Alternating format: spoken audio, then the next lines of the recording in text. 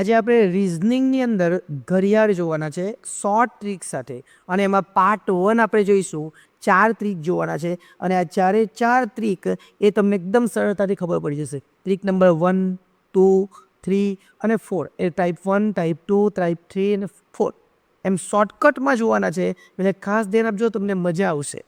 તો ઘડિયાળમાં 8:20 વાગ્યા છે, તો અરીસામાં જોતા શું બતાવશે?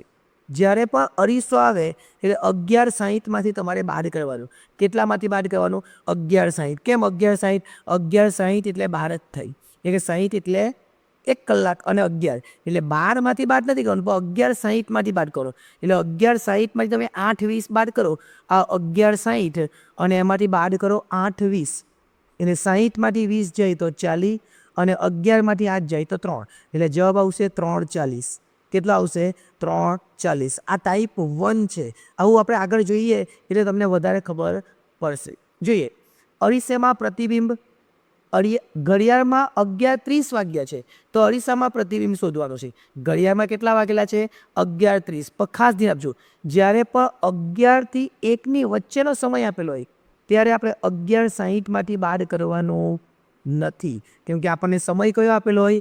11 થી 1ની વચ્ચે, આ બેની વચ્ચે. 11 થી 1ની વચ્ચે આપેલો હોય ત્યારે આપણે શું કરવાનું? જો જોઈએ, 11 થી 1ની વચ્ચે આપેલો હોય ત્યારે આપણે 23:60. કેમ? તમે 12 કરો કે 24 કરો. એટલે જ્યારે પણ 11:60ની જગ્યાએ બાદ ન કરી શકીએ ત્યારે આપણે 23:60 એટલે કે 24 કલાકમાંથી બાદ કરવું પડે. તો 23:60માંથી આપણે બાદ કરીએ, અહીં લખીએ 23:60 અને 11:30. તો આમાંથી 30 આવી જવાના અને 23માંથી 11 જાય તો કેટલા આવે? 12. એટલે 12:30 વાગ્યા હશે. કેટલા વાગ્યા હશે? 12:30. એટલે આપણે 2 વસ્તુ અહીંયા શીખ્યા. શું? ટાઈપ 1 જ છે. આપણે એવું શીખ્યા કે 11 થી 1ની વચ્ચે હોય તો આપણે 23:60માંથી બહાર કરવાનો સમય, અને બીજો કોઈ સમય હોય તો આપણે 11:60માંથી બહાર કરવાનું. એટલે આપણું ટાઈપ 1 હતું. ટાઈપ 1ની અંદર આપણને ક્લિયર ખબર પડી ગયું હશે. હવે આગળ જોઈએ, પાણીમાં એટલે કે ટાઈપ 2. આ શું છે? ટાઈપ 2. પેલું અરીસામાં હતું, આ પાણીમાં છે. પાણીમાં પ્રતિબિંબ જોવાના છે. 5:15 વાગ્યાનું પ્રતિબિંબ એ પાણીમાં શું હશે? શું એ આવે, બી આવે, સી આવે કે ડી આવે? અરીસામાં આપણે જો જોતે તો અરીસામાં પૂછે તો આપણે 11:60 કરતે. જો સમય 1 થી 11ની વચ્ચે હોતે તો આપણે 23:60 કરતે. પણ અહીંયા અરીસો નથી, અહીંયા પાણી છે. અને જ્યારે પાણી હોય ત્યારે આપણે શું કરવાનું? તો જ્યારે પાણી હોય ત્યારે આપણે 18:30માંથી બાદ કરવાનું.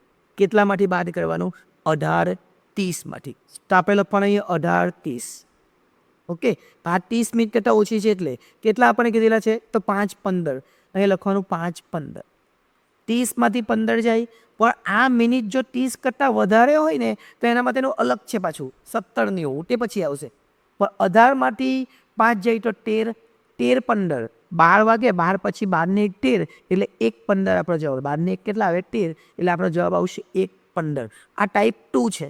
ટાઈપ 2 પણ આપણે જોયું, પણ ટાઈપ 2માં પણ બીજું આવે આપણને. જો ટાઈપ 2માં પાણીમાં પ્રતિબિંબ પર 4:40 એટલે 30 મિનિટ કરતાં પાછળની મિનિટ વધારે છે. જો પાછળની મિનિટ 30 મિનિટ કરતાં વધારે હોય તો શું કરવાનું આપણે? તો મેં તમને કીધું ટાઈપ 2ની અંદર બીજું. એટલે ટાઈપ 1માં પણ 1 અને 2 હતું, અને ટાઈપ 2માં પણ 1 અને 2 છે. એટલે જો ટાઈપ 1 હોતે, અહીંયા 20 હોતે તો આપણે શું કરતે? તો આપણે 18:60માંથી બાદ કરતે. કેટલામાંથી બાદ કરતે? 18:60માંથી. જે આપણે આગળ જોઈએ બાદ કરી. 18:30માંથી બાદ કરતે. બરાબર? હવે આગળ જોઈજો. અહીંયા શું કરવાનું છે? અહીંયા આપણે 30 મિનિટ કરતાં વધુ છે એટલે આપણે 18:30માંથી બહાર નહીં કરી શકીએ, કેમ કે 0 આવી જાય. એટલે આપણે શું કરવાનું છે? 18:30ની જગ્યાએ 18ની જગ્યાએ 17 કરી દેવાના, અને 18ની જે 1 કલાક છે 60 મિનિટ વધે એ 30માં ઉમેરી દેવાનું. એટલે 17:90 કરો કે 18:30 કરો, બંને સરખું જ છે. હવે એમાંથી 4:40 બાદ કરીએ. એટલે અમારી 40 બાદ કરીએ તો કેટલા આવવાના? 50. અને 17માંથી 4 જાય તો કેટલા આવે? 13. 13 એટલે પાછા 1 જ કહેવાય. એટલે આપણા 1:50 વાગ્યો છે એવું કહેવાય. કેટલો છે? 1:50. એટલે આપણો જવાબ આવશે 1:50. એટલે ટાઈપ 2માં પણ 2 પ્રશ્નો પૂરા થઈ ગયા. ટાઈપ 3, મિનિટ કાંટાનું કોણીય માપ. મિનિટ કાંટો, અહીંયા કયો કાંટાની વાત કરી છે? મિનિટ કાંટો. પછી કલાક કાંટો બી આવશે. 2 કલાક અને 10 મિનિટમાં કેટલું અંતર કાપશે? 720, 780, 360 કે 600? આ બધું વિચારવાની જો એકદમ ઇઝી છે, હું તમને સમજાવી દઉં, તમે ખાલી અહીંયા ધ્યાન આપજો. જો અહીં લખ્યું છે 1 મિનિટ એટલે 6 અંશ. કેમ 1 મિનિટ એટલે 6 અંશ? આપણું જે વર્તુળ આવે એ વર્તુળ કેટલાનું આવે? 360નું આવે. કેટલાનું આવે? 360. કલાકમાં કેટલી મિનિટ આવે? 60 મિનિટ. એટલે 0 0 નીકળી ગયા, 6 6 36, એટલે 1 મિનિટના 6. 1 મિનિટના કેટલા? 6. તો આપણી પાસે 2 કલાક ને 10 મિનિટ છે. 2 કલાક એટલે શું થાય? 2 કલાક 60 એટલે 120 મિનિટ થાય. કેટલી મિનિટ થઈ? 120. અને બીજી 10 મિનિટ એટલે કુલ કેટલી મિનિટ થઈ? 130. હવે 1 મિનિટમાં 6 તો 130 મિનિટમાં કેટલા? એટલે 130 ગુણ્યા 6 કરીએ એટલે 780 આવે. એટલે આ પણ એકદમ ઇઝી કહેવાય. તમારે યાદ રાખવાનું ફક્ત શું?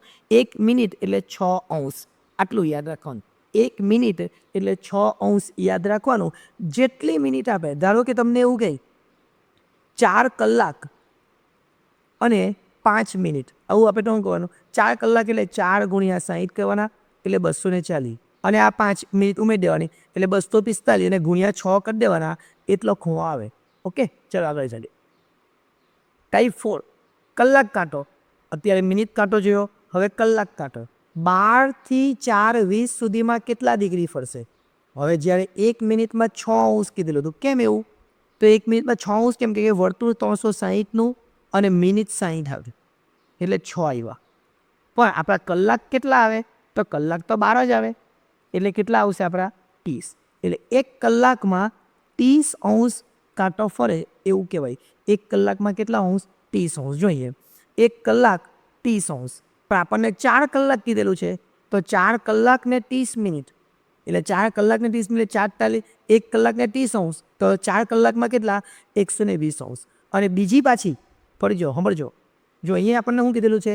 અહીંયા આપણને પૂછેલું છે 12 થી 4:20 એટલે 4 કલાક થઈ ગયા, કે 12 થી 4 એટલે 4 કલાક અને બીજી 20 મિનિટ. 4 કલાક અને 20 મિનિટ, તો 1 કલાકના 30, તો 4 કલાકના 120 થઈ ગયા. હવે 20 મિનિટના કેટલા? તો 1 મિનિટના 0.5. કેમ 1 મિનિટના 0.5? તો આપણે 30/60 કરી દેવાનું. 1 કલાકમાં 30 ફરે તો 1 કલાકમાં 30, તો અડધો કલાકમાં એને અડધા 15, બરાબર ને? એટલે એ રીતના આપણે અડધું કરી નાખવાનું છે. ને એવું નહીં કરવું હોય તો શું કરી દેવાનું? ધ્યાન આપજો. 1 કલાકે 30 અથવા 60 મિનિટે 30, તો 20 મિનિટે કેટલા? હવે એવું કરે તો પણ ચાલે, ને એવું નહીં કરવું હોય તો આપણે શું કરવાનું?